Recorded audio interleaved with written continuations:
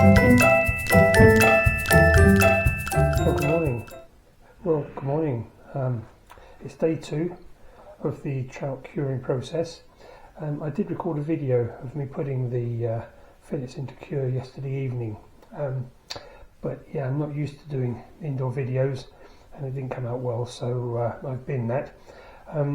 I've cured this now for about 9, 12 and a half hours, 13 hours, in a mix of cooking salt and golden demerara sugar. There are so many different options when you go on to Google or YouTube for ideas about how to cure salmon and trout. There are so many different cures out there. The one consistent seems to be about 2 to 5% of salt by weight. I've gone for 3. And then added an extra amount of sugar just to sweeten things up a little bit. So it's been in the cure for just about 10 hours. It's now going to go into the fridge and then go into the cold smoker about 9 o'clock this evening, weather willing. So I'll look forward to seeing you all again then.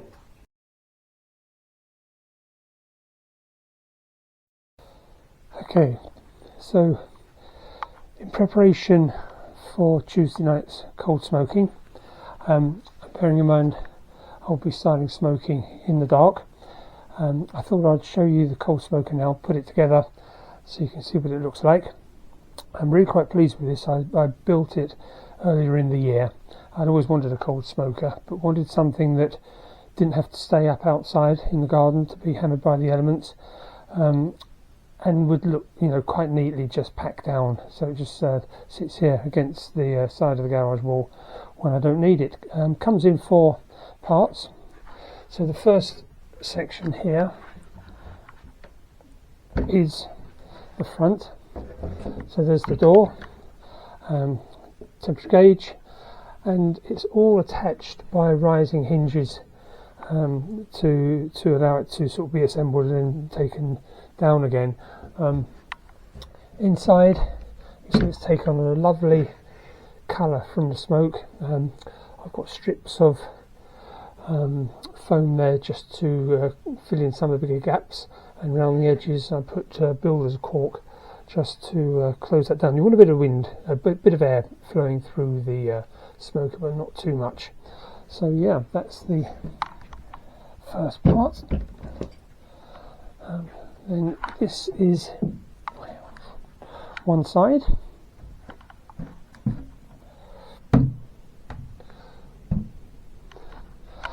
Then this is the back, and it's actually quite light, so you can just attach the 2 sides together just by sliding the hinges down onto one another.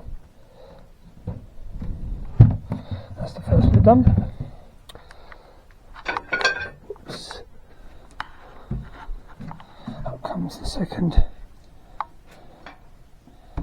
side.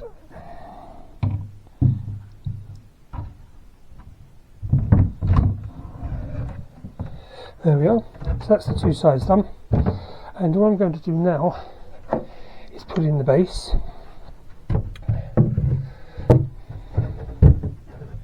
Which fits in quite nicely like this. And you can see the different colour on the plywood there, and that's because the smoker itself, I'll show you in a moment, sits on a metal tray just to keep the heat away from the wood. The first time I used it, just discoloured the wood a little bit there, and if you've got a 24-hour burn smoke there, you don't want the thing getting too hot, you don't want it to burst into flames. Okay, so that's the 3 sides on. Now we'll just get the front. Bring this around.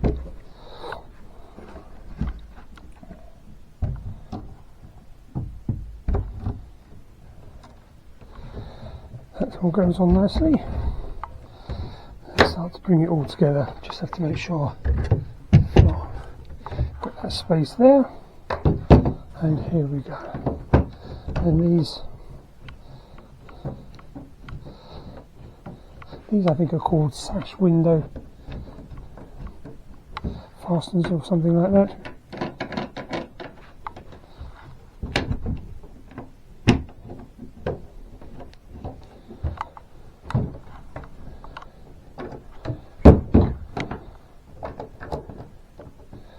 And the reason I've done it this way is just to make sure that you have everything closed down nice and tightly. You don't have any smoke, too much smoke coming out. And there we have the inside of the smoker. So let's just put the top on.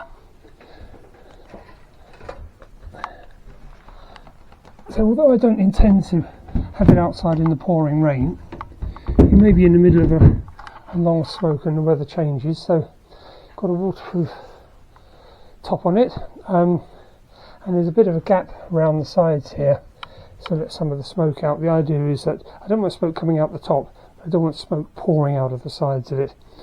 So next things to do, I've got some doweling rods here, again I've used for smoking, and the idea is that they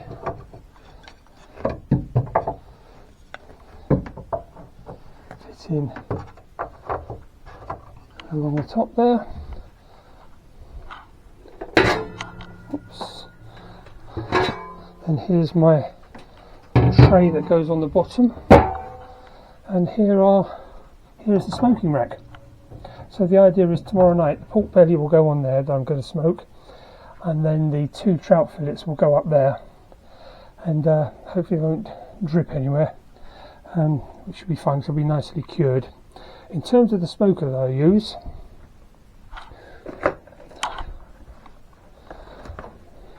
it's the Pro Q cold smoke generator. It should give me up to 16 hours. So the idea tomorrow night is to start this off at about 9 o'clock, and then that will run through until the morning. Then 6, 7 o'clock I'll come out tomorrow and check, see how it's all going. If I need to put some more smoking, some more smoking dust in, I will do, and we'll just let that smoke its way most of tomorrow morning, Wednesday morning as well. So about I'm thinking 12, 14 hours smoking tomorrow for the fish and the pork belly. And in case you are interested, the dust that I use is from, well, I won't try and pronounce that lovely place in Wales that I get this from. This is alder. I'll also use some oak as well. Started off with a little night light that sits in the smoker there, and I'll show you all that tomorrow. But that's what my coal smoker looks like, and I'm very happy with it. It's got that lovely colour and it works so well. So until tomorrow, I'll put this back down now, save a bit of space, and see you again tomorrow. Okay, so here we are. It's smoking time. Hope you can see this all okay. So the smoker's in there, 2 different colour dust. The lighter one is the alder and the darker one is the oak, and literally getting it started is fairly straightforward.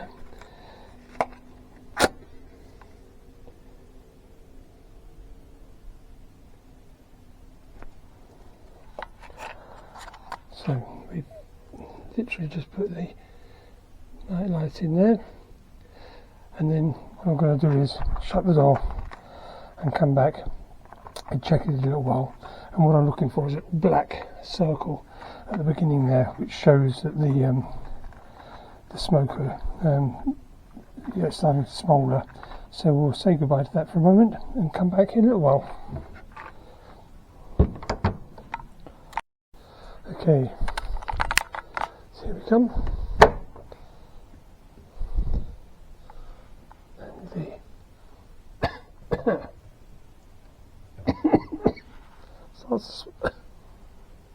Smoke is building up quite nicely in there.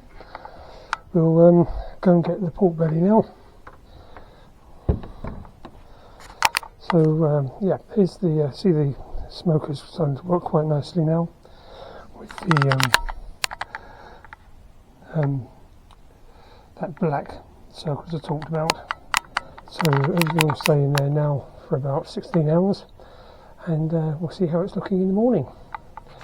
Night night, trout and pork. Well, good morning, it's 8 o'clock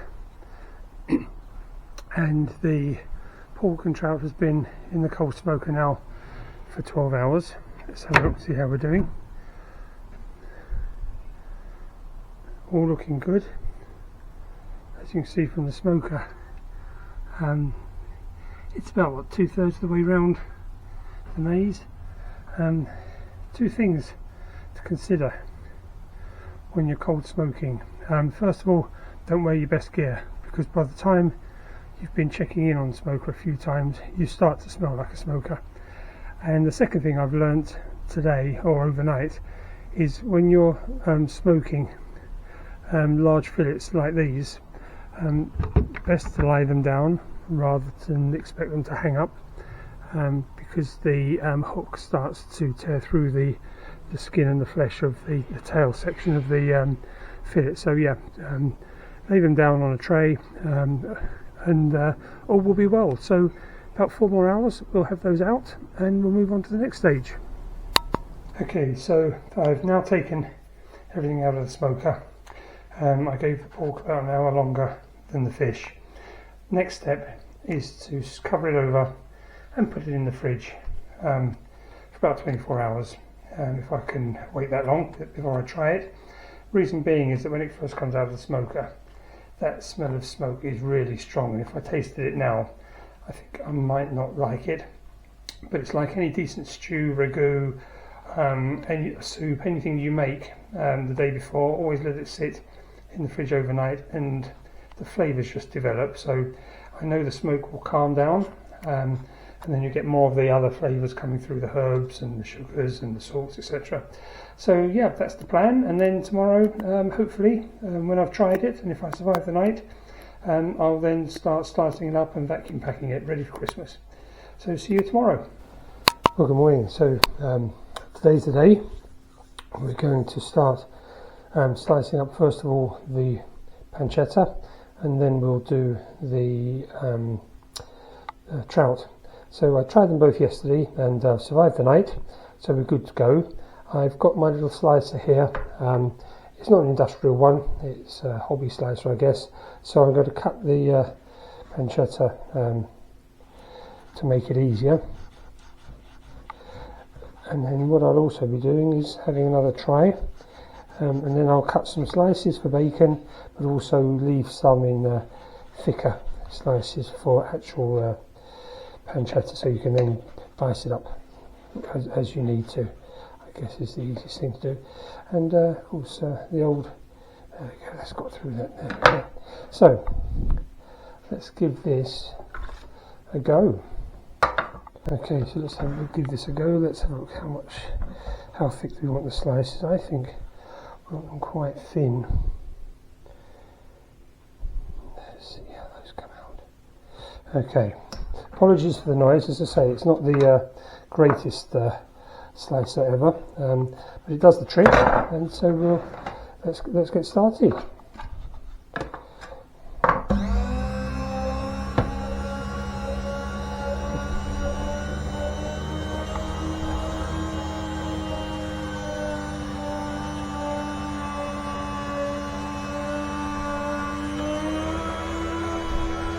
Well, that's probably a little bit thin.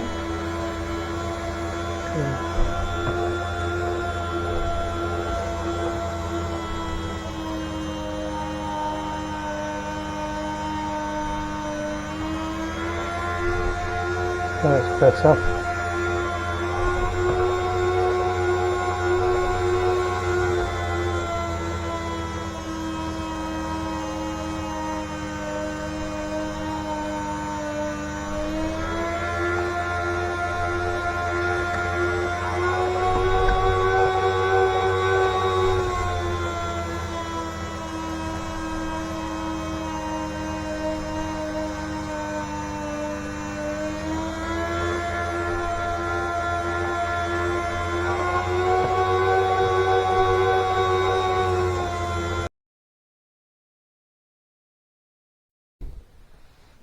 Well, hello again.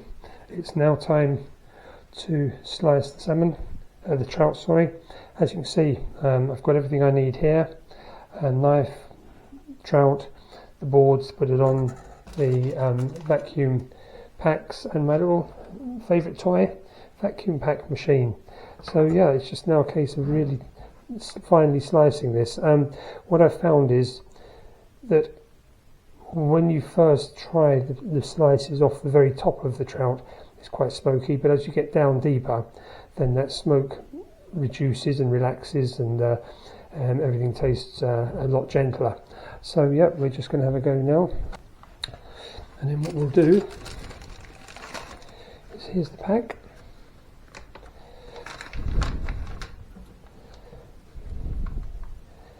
I'll just slide this in.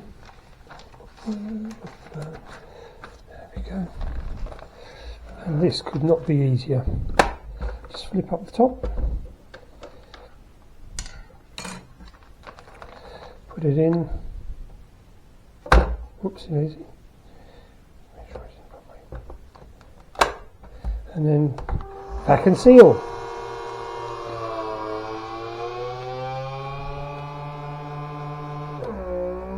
And now just going to seal it. When that red light goes off, that's all done and dusted. Ready for the freezer, ready to go in, given to somebody. There we go. Open it out.